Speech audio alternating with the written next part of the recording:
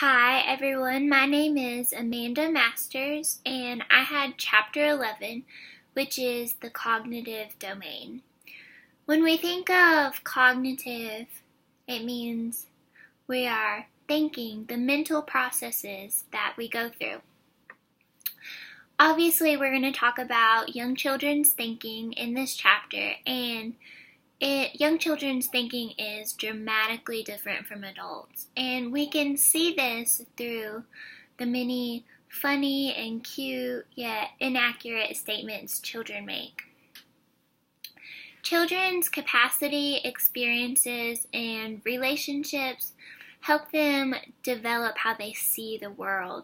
The children's experiences are going to shape what they know and how they view people and how they see the world. Everything about us is cognitive. We are constantly having to think and process. Lastly, when it comes to young children's thinking, it's important that their developmental levels are matched in an environment that promotes not just one learning area, but all learning areas. This chapter also talks a lot about neuroscience and cognitive development. Neuroscience is the study of the brain, and we know that children have rapid brain growth and development.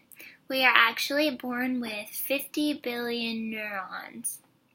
So CREB is a gene that allows thousands of connections between cells. This gene is what makes us able to connect everything. Without CREB, we would not be able to make connections between different areas. It is true that actually 2 and 3-year-olds will have twice as many connections as adults. However, even though they have twice as many, there's also a process called pruning.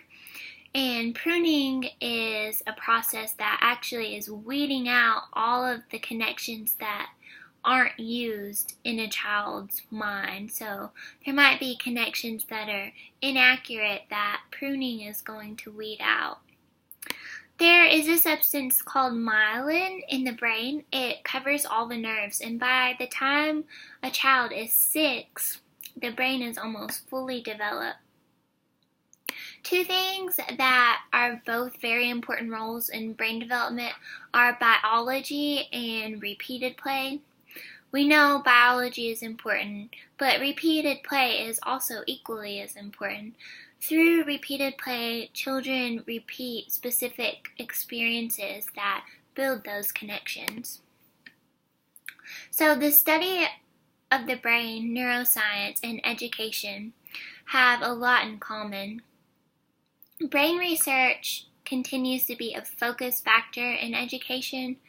Neuroscience provides valuable insights for planning for young children. So we know the study of the brain is of course going to help teachers know how to plan, because the study of the brain lets us see how children are developing and what they're thinking, how they make connections.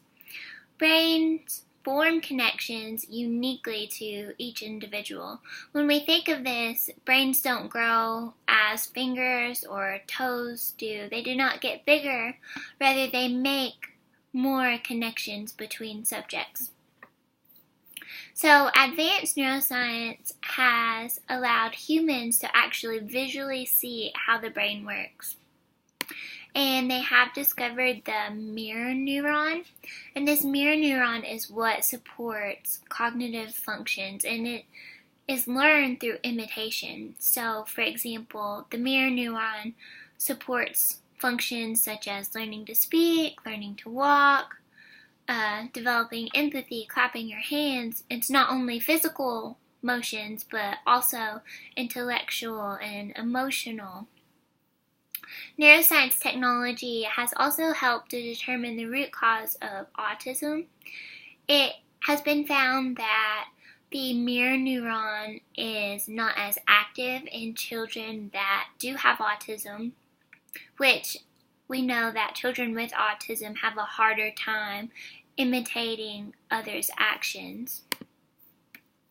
So there are a few popular myths about the brain I wanted to share with you guys because I thought they were interesting. The first one is we only use 10% of our brain. This was one that I thought was true my whole life, but it's actually false. We use all of our brain. Listening to Mozart will make you smarter.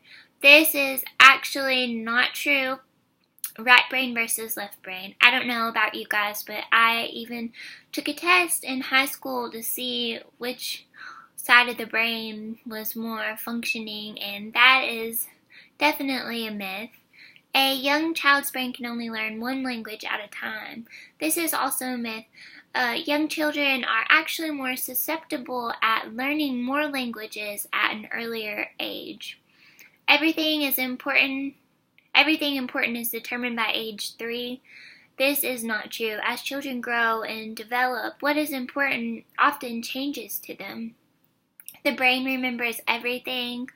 That's obviously a myth. There are brain differences by race. This is also a myth. And lastly, drinking plenty of water is important for brain functions. So, brain to mind. Our brain is what allows us to think. The ways in which humans think, reason, and develop language is actually still in theory. There's a lot about the brain that we don't know. There are some contributions of cognitive theories. These include individuals' active construction of understanding, underscoring the value of observing changes in children's thinking. Information processing approach gives detailed descriptions of cognitive processes. And even though there are many contributions of these theories, there are also criticisms. Some criticisms include, do children actually develop in stages like Piaget described? Cognitive theories do not take into account the individual differences of children. And psychoanalytic theorists argue that cognitive theorists underrate the importance of unconscious thought. So I'm just going to quickly go over a few popular cognitive theorists that I'm sure you guys have heard of. There is Jean Piaget, and he had the different stages: sensorimotor, pre-operational, concrete operational, and lastly formal operational. He believed that children developed in these stages and they constructed knowledge from within. The second one is Lev Vygotsky. He did not agree with Piaget. He thought knowledge was not generated within, but rather children learn through culture and social interactions. He also believed that humans act within the zone of proximal development, and children develop in non-stages. The third one is Robert Sagler. He believed that cognition includes encoding, automaticity, and strategy instruction. So basically, you manipulate the information, you monitor the information, and then lastly, you strategize the information. The fourth one is Howard Gardner. He believed in the theory of multiple intelligences. This was bodily, kinesthetic, logical, mathematical, etc. In this chapter, there was children's knowledge base for cognitive development. These bases included physical knowledge, logical mathematical knowledge, representational knowledge, social conventional knowledge, and metacognitive knowledge. Physical knowledge is just how children learn the properties of objects, sizes, texture, colors. Logical mathematical is number concepts such as matching, grouping, patterning. Representational knowledge is when children learn what represents objects, actions, pictures. Social conventional knowledge is the facts, beliefs, traditions, and stories. So in this one, children are going to learn the names for those objects, actions, and symbols. And then lastly, the metacognitive knowledge is thinking about your own thinking or thinking about others' thinking. Um, Gardner developed what is called the 5 minds for the future, and these are engaging and guiding children's thinking strategies. The first one is called a disciplined mind, and this is one that learns at least one profession as well as the reasoning behind it. So this is when a child learns a topic in science, they just don't know the answer, but they understand the concept behind the topic. A synthesizing mind is one that is able to organize the massive amounts of information that is taken in. A creative mind is one that uncovers new information and is interested in the unknown. A respectful mind appreciates the differences between humans and can work with all peers. Number 5 is an ethical mind, and this is just one that fulfills responsibility as a student, worker, and citizen. So this chapter also focuses a lot on science and math. So children are natural scientists. We know that they're curious, they love to ask questions, they love to explore, they love to discover. Children learn science best when they do science. So when children are doing science, they are observing, thinking, reflecting, organizing, problem solving, and acting on their curiosity. In science, children learn from meaningful opportunities that allow them to predict and collect info and come to conclusions. In science, sometimes it's pretty hard for teachers to find strategies to teach vocabulary, and a few that I read about in the chapter were just using those scientific words in a natural conversation. Use them to communicate orally and in writing. You can read interesting sources that include those vocabulary words with children.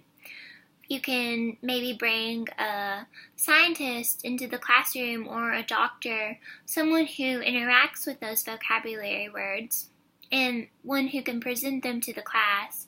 And then children are also a great vocabulary strategy is to teach them while you're on a field trip, while children are discovering a new place.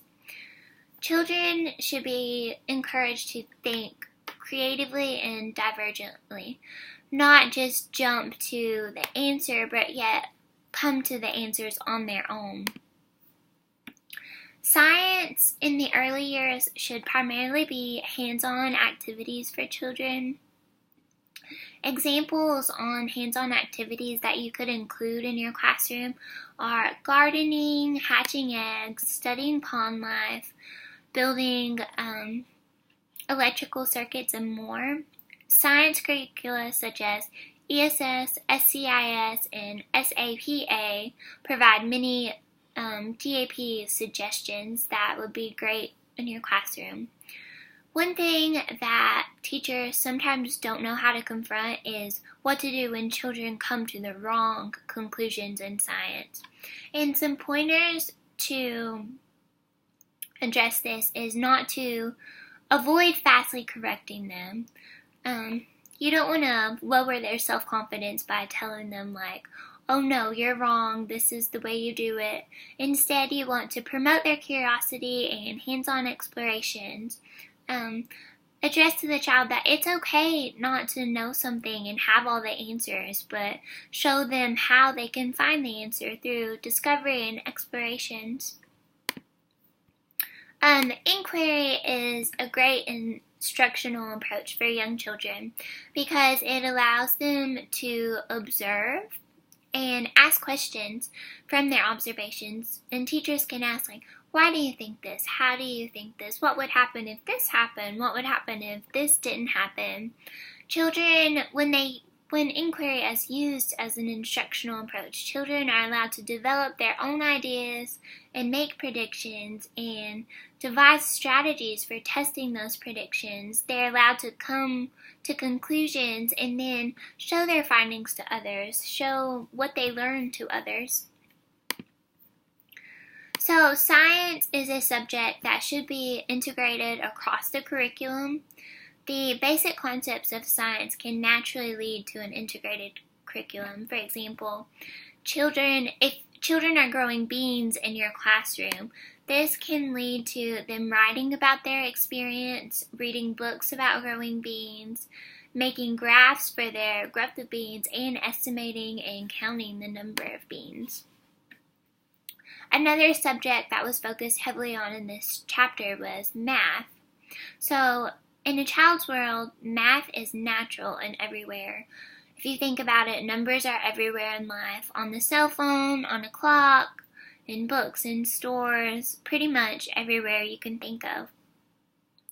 Children love to learn math through rhymes and finger plays and stories. This is what helps children learn math early on. For example, one rhyme that includes math you could sing is 1, 2, buckle my shoe. Number sense is when children have the ability to understand the patterns and processes of problems. That should be our goal as a teacher, is to have children have that number sense. Teachers, we want to encourage children to become thinkers who are not confident just in a problem, but are confident in all areas of math. So there are some basic mathematical concepts in the early years. Logical mathematical knowledge is eager to be extended just as other areas such as science, social, aesthetic, and affective. Natural experiences help preschoolers learn mathematical knowledge. Examples of natural experiences include building with blocks, pouring water, working with sand, working with puzzles, matching, and much more.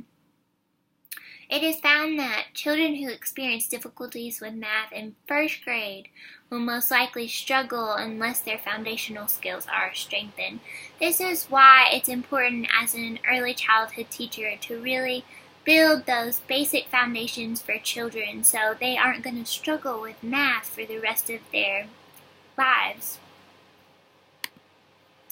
So an important math skill when teaching early childhood education is called subitize. An example of subitizing is to see a small collection of objects and numbers and being able to tell automatically how many there are. For example, if you have a pair of dice that say 6 on them, you don't want the child to have to count out 1, 2, 3, 4, 5, 6, but rather just look at it and see 6. This helps children develop their math skills dramatically. NCTM, NAEYC, and the Common Core Standards have played a great role in math. They have come together to create common early childhood mathematic goals, and their mathematical goals include valuing mathematics, giving children confidence in mathematics, allowing children to become problem solvers, and learning how to reason. We have found that rote memorization is a negative, so you don't want children just to be memorizing how to do problems, but yet understand the concepts behind the problems they're doing. There are a lot of goals listed for science and math in this chapter. The Common Core State Standards, NAEYC, and NCTM have listed lots of developmentally appropriate goals for children. Some of these include applying scientific inquiry skills, exploring cause and effect, using metacognition, relating scientific knowledge to life science, and in math, just a few are make reasonable estimates and compute fluently, understand the base 10 numeration system, recognize, extend, describe, duplicate, create, and explain patterns, work with time and money, tell and write time, recognize perimeter as an attribute of plane figures, addition and subtraction to length of objects, formulate and ask questions using data, reason abstractly and quantitatively. These are just a few examples of the goals that those organizations have come together to create for early childhood education. In this chapter, there are also some cognitive domain teaching strategies. The first one I want to talk about is called encouraging intellectual autonomy. This is when you want to expand children's general cognitive skills. You should try to use projects and themes that include the children, that are going to draw the children's interest. Develop children's ability to move out of a comfort zone with respect to inaccurate concepts. So in this, teachers always want to use carefully formulated comments and questions to facilitate discovery. So if a child comes to an incorrect conclusion, it's important that we listen carefully and we ask questions. So how might we find an answer to those questions? Or what did you notice about this? We need to place more emphasis on children's understanding of concepts than on memorization. This is a really important one to me. I think it's important to have those concrete experiences, use a variety of manipulatives, and then later on you can introduce those representational concepts once the children have completed hands-on activities with the topic. Integrating science and math concepts and skills throughout all of the early childhood curriculum help them make those connections. And a way to extend children's science and math vocabulary is simply talking with them, including that vocabulary in conversations. Number 6 is using everyday experiences in the classroom to help children connect science and math to daily living. This one I thought was very important also because when you use everyday experiences to connect with math and science, children are going to find those concepts useful and necessary in their lives. They're not going to see it as just pointless math and science problems that have nothing to do with them. Number 7 is to develop a positive learning attitude and practices in the classroom.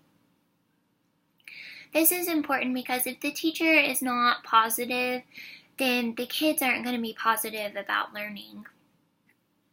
Number 8 is using collections as a way to extend and assess children's ability to categorize, classify, and display. This is a great opportunity to get children involved in the environment and collect things that are natural to them, such as a rock collection. That is about it for Chapter 11. I'm going to go over the anticipation guide.